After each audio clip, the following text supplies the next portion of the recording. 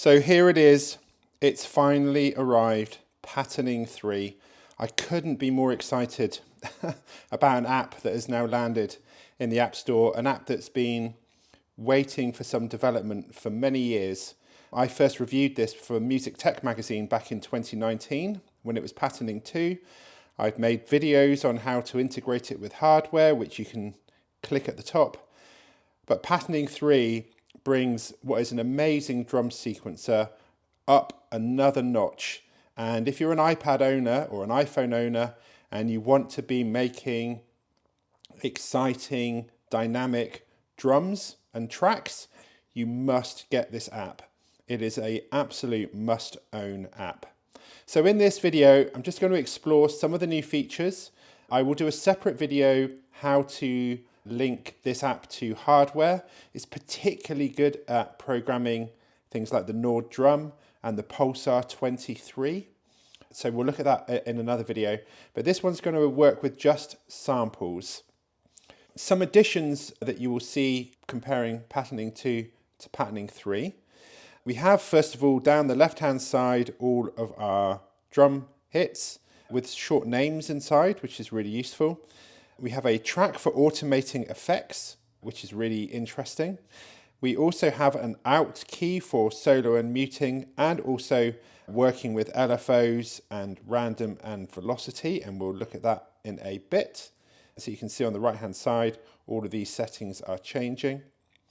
And really interestingly, we have a fill option as well, which allows us to create a fill drum beat of one of our patterns. The fill adds some really exciting variations.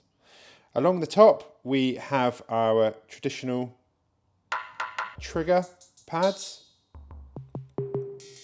We have song mode, which is really useful and a bit more developed. We have the mixer mode, which is pretty much exactly the same. And then we have our drum kit manager as well. Now on the right hand side, we have how the loop operates, which is very similar to Patterning 2. We then have our sample management, which again looks very similar, but what they've changed, which is a bit different this time, I think, is added these sub panels. They might have been here, I can't quite remember, I'd have to go back and look, but you definitely didn't have this, which was ring modulation and distortion. So you can now add additional ring modulation and distortion to your sounds. We have the MIDI options, which I will explore in another video. And then we have the layer options, which again is very similar too. So first of all, let's have a look at a kit. So we're going to go to our kit options, and I've downloaded a few already. This is the default one. I'm going to work with a kit called Bit, which is really nice. And now come back to our pattern. And now we can start to program in. So let's get some kicks in. Let's do something a bit shuffly and offbeat. Let's see what we come up with. I'm not saying we'll stick with this, but we'll see. Let's add some hi-hats. So really nice feature now, if you hold down, you have something called pen echo. And you can change the interval, so let's do 2. And you get an immediate duplication, which is really cool. And of course you can do it like this. Really handy. We could do the same with our snare. So let's go to snare, change the pen echo to say 4.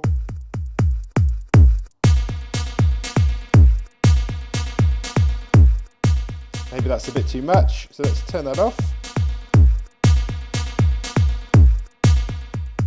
It's great for inspiration.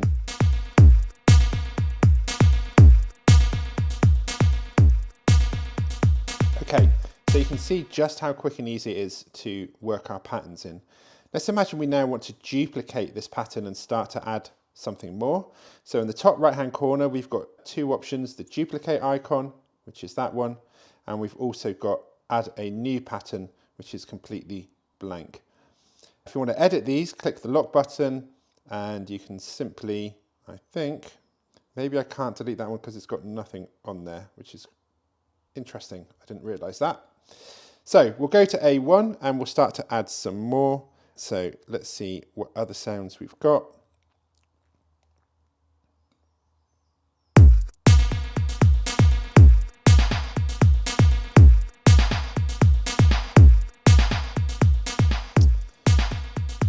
we have all the usual options as well. So on this pattern, we're working with 16 steps. If I wanted to make this more polyrhythmic, I could do, let's say we change it to 11. And a really nice feature is this offset steps option. So you can just be really subtle, even with the ticks, just for that little bit of variation. If I put it back to its normal steps. So slightly late.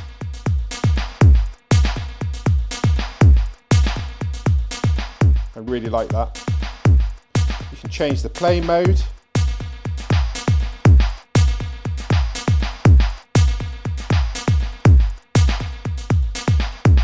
And of course we can rotate as well.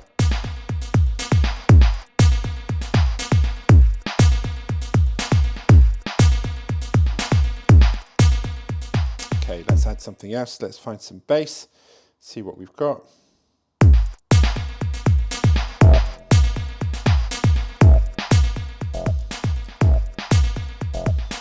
So we also have swing, a swing option in here as well now, and you can swing per track. This is really in-depth and actually provides a lot of variation and the opportunity to really make things a bit wonky.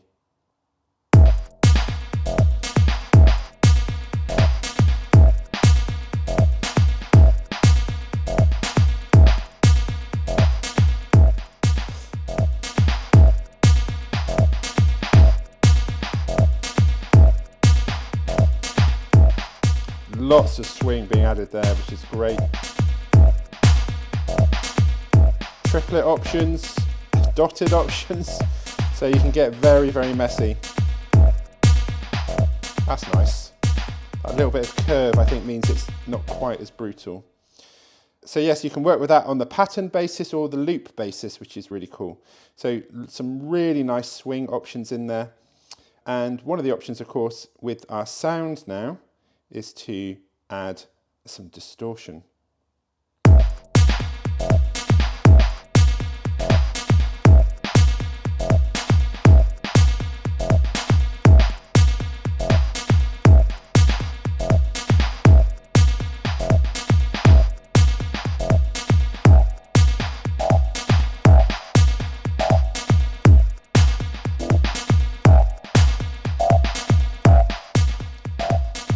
Let's imagine we wanted to now modulate that frequency.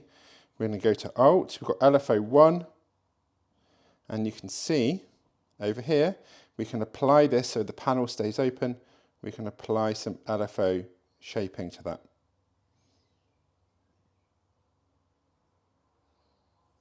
We come back to Alt.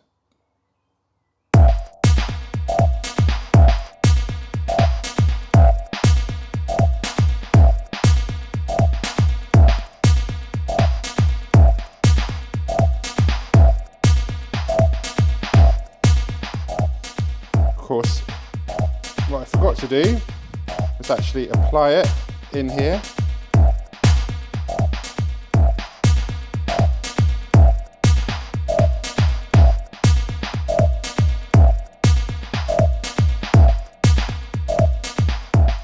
And of course that can be applied to any aspect of the sound.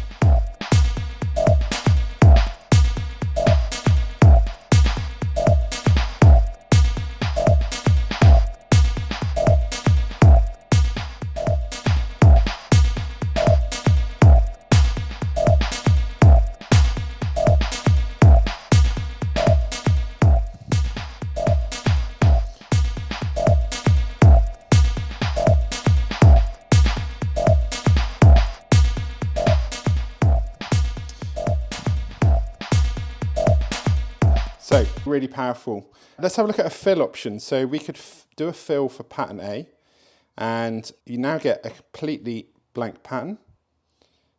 So what's cool is that you can see where you were at and what you want to now add in. So let's add in some slightly different notes. On the snare, we'll do a bit of a build up. On this, we will do some hat work again, maybe not quite so many. I didn't have anything on there or that one, but maybe we want to add some zaps in on that one. So let's add some zaps. The bass, we've got these two notes. And again, we might want to be more insistent. And the snare, again, we could maybe do some fills. So when we play back,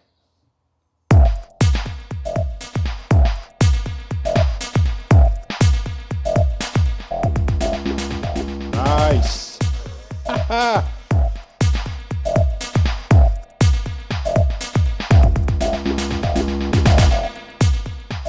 Very cool. And that can be worked into the arrangement. So you can see here, we've got A, and you can drag A to be as long as you want. So we might want this to be 3 bars.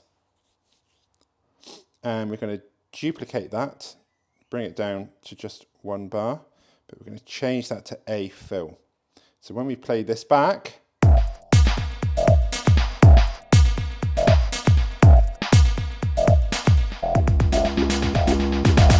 you go. So really quick and easy way to compose. If we go back to our patterns, we go to B, and actually let's duplicate pattern A1 again. We'll call it A2. This time we can actually change the kit without destroying anything. So we're going to load up a project drum kit. So when we go to pattern B, we're going to change the kit to the DFAM. There we go. And now we can program something else in.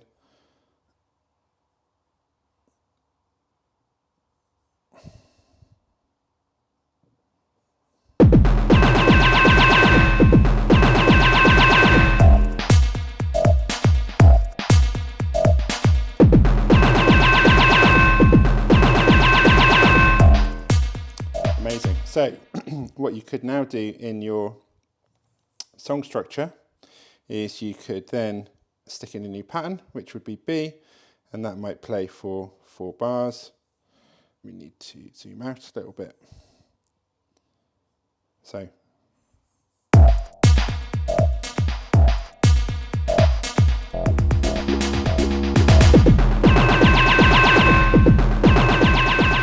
why is this so useful? Imagine if you're a producer wanting to do a live show. Let's imagine you want 20, 30 minutes of backing drums and sound effects and noises that create the structure of your show.